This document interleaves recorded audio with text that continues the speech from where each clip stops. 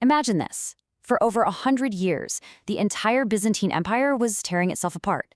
And not over land or over who gets to be emperor, but over pictures. This was a conflict that pitted emperors against monks and patriarchs against bishops, all because of one single, incredibly powerful question. I mean, really think about it for a second. How can you possibly capture something that's infinite, divine, and by definition, invisible, with just some wood and paint? And look, this wasn't some stuffy academic art history debate.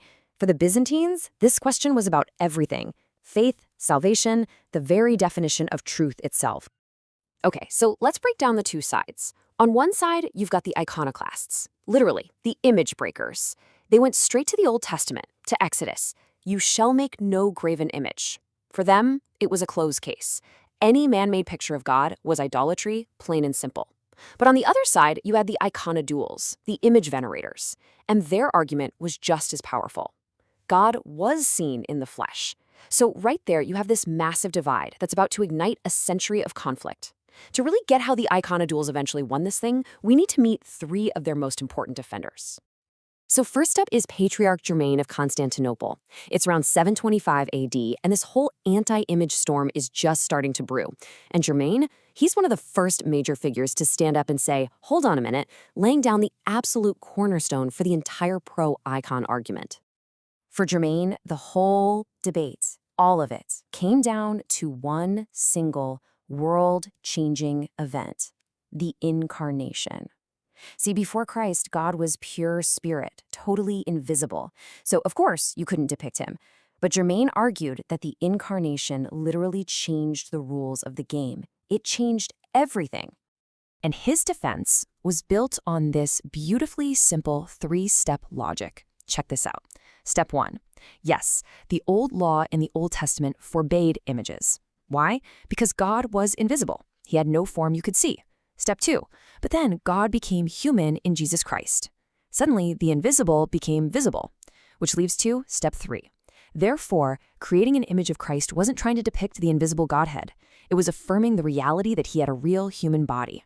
And this quote from Germain himself just hits the nail on the head. You see, for him and the others, refusing to paint an image of Christ, well, that was basically the same as saying he wasn't really human, that he was just some kind of ghost or an illusion. An icon wasn't just a pretty picture, it was a bold declaration of faith, that God truly walked the earth in a real, physical, and yes, depictable body. Okay, so we've got the high-level theology, but this stuff didn't just happen in quiet libraries. It had real, dangerous, life-and-death consequences. And that brings us to the brutal reality on the ground, and to our second figure, a monk named Georges of Cyprus. He really represents the heart and soul of the resistance against the emperors. Now just let this sink in for a second. Whoever contradicts his commands is not worthy to live a single hour. Wow, those aren't words from some abstract philosophical text. That is a direct threat delivered from the emperor's envoy to the monk Georges. It tells you everything you need to know about the stakes. This was not a friendly debate. People were risking their lives. So you can imagine being a monk like Georges. You're faced with this impossible choice, right? A total clash between your government and your God. Where does your ultimate loyalty lie? Do you follow the emperor's decree, which commands you to destroy these images? Or do you follow what you believe is Christ's sovereignty, which demands you bear witness to his humanity through those very same images? They chose Christ, and so many of them pay the ultimate price for it. All right, our third and final defender is the heavy hitter, John of Damascus. He was an absolute genius, a theologian who took this whole argument to a completely new philosophical level.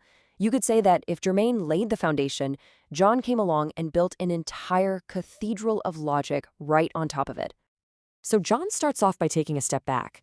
He asks a much bigger question. What even is an image? What he's doing here is brilliant. He's showing that images are everywhere. They're a fundamental part of how we understand everything, from the divine Son being the perfect image of the Father to the whole visible world being an image of the invisible God, all the way down to a simple icon that just helps you remember something. He reframed the whole debate. But this is his masterstroke. This is the argument that just blew the whole thing wide open. Remember, the Iconoclasts, they were disgusted by the idea of venerating matter, the physical wood, the paint. John takes that argument and flips it completely on its head. He's saying the whole point of the incarnation is that God became matter. He made the physical world itself a vehicle for our salvation. And check out how he backs this up. It's so logical. He basically asks them, okay, you venerate the wood of the cross, right? What about the stone from Christ's tomb? The ink and paper that make up the Gospels? The bread and wine you take for communion? All of that is matter. And if that matter is considered holy because it's connected to Christ, then how can you possibly say the wood and paint of an icon, which literally bears his name and image, is not? So, this is the revolutionary idea at the heart of John's argument. An icon isn't just a poster to remind you of a story. It's not just a visual aid for people who can't read.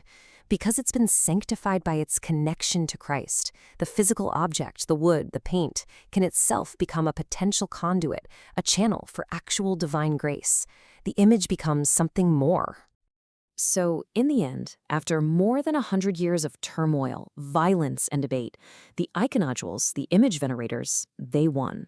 And this incredible struggle over theology, politics, and philosophy completely shaped the future of Eastern Christian art and faith, establishing the icon not as mere decoration, but as a window into the divine, a core part of worship that is still alive and well today. Which, kind of brings us full circle, right back to that first question, but for us, right here, right now.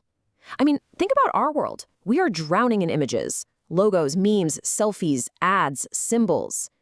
This ancient debate from the 8th century kind of forces us to look around and ask ourselves, what power do all these images really hold in our lives? What do they truly represent? And what do we allow them to become?